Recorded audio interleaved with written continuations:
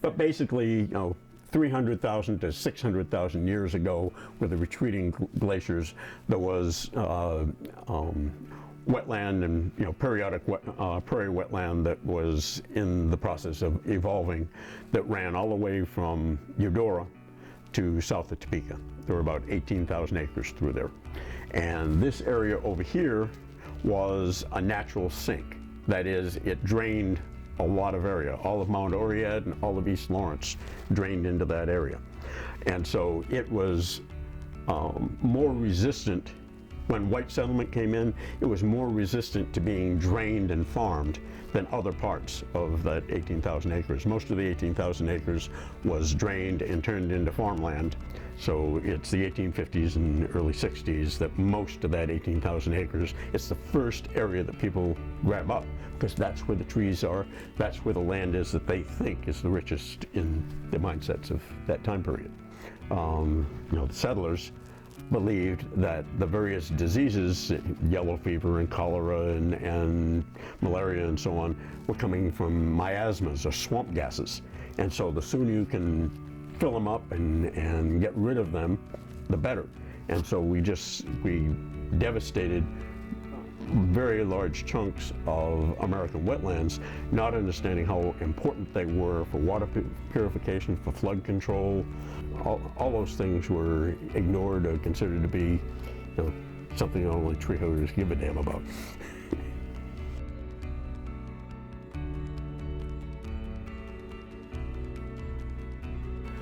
But all the rest of the 572 acres became something that Baker was able to manage from 1968, the year after he retired, until 1998. They had to use it for educational and research purposes only for 30 years to prove their good faith, and then they would get the deed. They got the deed in 1998, and within 6 months, they signed an agreement with KDOT for basically $9 million to let them put the traffic way across the north end of the wetlands and other compensation.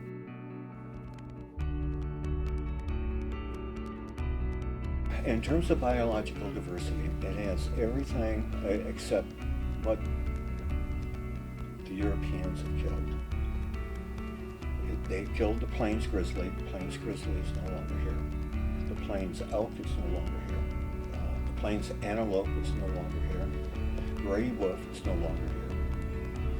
However, we still have mountain lions, bobcats, badgers, muskrats, beavers, wide range of rodents, all different types of snakes.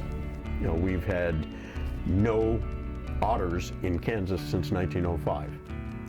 And a few years ago, a man with his daughter went out there and took a picture of what he thought was a giant muskrat, and it turned out to be an otter and was confirmed to be an otter.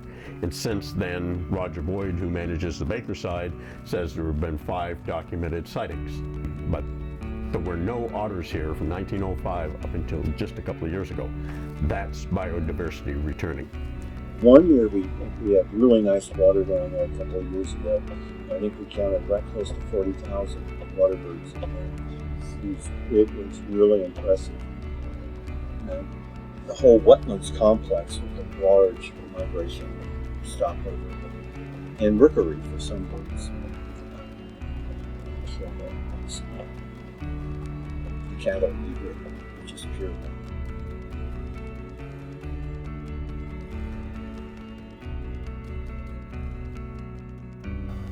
Fairly decent bird population further back in the wetlands, but as soon as they put the road in, the noise is going to drive them away.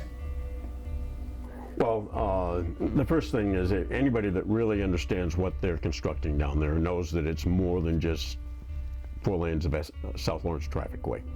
That the design of the road is to have, south of the traffic way itself, there's going to be a 6-foot berm with a 6-foot sound wall on top of it. So that's the first barrier that anything that doesn't have wings has to deal with. Then there's 4 lanes of the South Lawrence Traffic Way. Then there's, at first they were saying 12-foot. The last thing I read from KDOT said there was going to be a 16-foot concrete wall there. And then to the north of it is the new 31st Street. They're going to tear out the 31st Street that's on Haskell land and move it on the other side of that tree line, the other side of the canal, as a 4-lane on the north side of the 16-foot wall. So on both sides of the 16-foot wall, you've got 4 lanes of traffic ultimately. And this traffic way, the 8 lanes that I just described, is going to have not just a barrier impact, but a noise impact, a light impact, a water pollution impact. I don't know what's going to happen with this freeway. I just don't know. Because you're going to have big trucks on there, and typically when you have trucks, you kind of stop the movement of the butterflies. I mean, they try to migrate to areas where they can freely go across, but just look at your windshield and your grills sometime. We'll find out where they go. There's a lot of noise that's associated with commercial trucks going through areas. They have these long stacks so that their diesel will get dispersed and not go into the traffic behind them. But those long, tall pipes are going to send things up into the air that are going particulates that are going to end up in the air and water of the wetlands. All of that is stuff that is not happening now. My point is that at night, those trucks are going to bring a whole lot of light pollution, which for a lot of the animals, they're nocturnally dominant. That's when their breeding is going on, and all the calls and everything else. That gets severely disrupted by competing noises and competing light conditions and those kinds of things.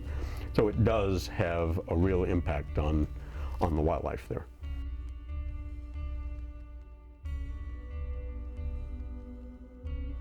As a photographer is to sort of share what I see, and I think of pictures of birds and other non-human animals as portraits. So I started a blog because I wanted to share the photos with other people and also raise awareness, because what I hear from people who are sort of opposed to saving this place, and generally they are people who have not been here, they will say there's nothing out there. It stinks, there's nothing out there but mosquitoes. And I feel like that I'm sort of both providing witness and evidence, you know, sort of like, yeah, there's a lot out here. There are a lot of beings out here. All wetlands all over the world are both the natural nurseries for a large portion of wildlife, and they are the natural mortuaries for much of, you know, there's so many things that are rapidly recycled when they die. That's why you take little kids down there sometimes and they, oh, this stinks and so on. There's a lot of decay, but it's things being recycled back into life. And there's all kinds of little microorganisms that thrive on what's being broken down. They get eaten by the bigger things, and that chain of life is so prominent in the wetland. I mean, when you talk about all things are related, there's nothing that demonstrates that more clearly than wetlands. It's just the chain of life is so visible there, which is one of the reasons why it's so important for ecological education and that sort of thing. It's just right out there under your nose. You can see those chains and those cycles.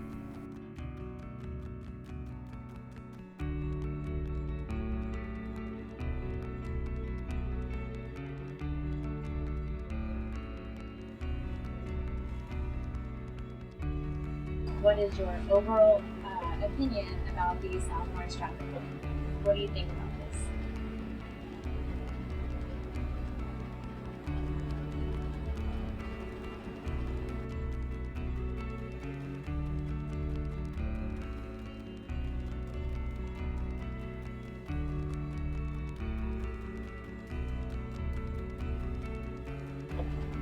Yeah, it's unfortunate that Haskell sits where it does, and I really wish they wouldn't do it, but money talks.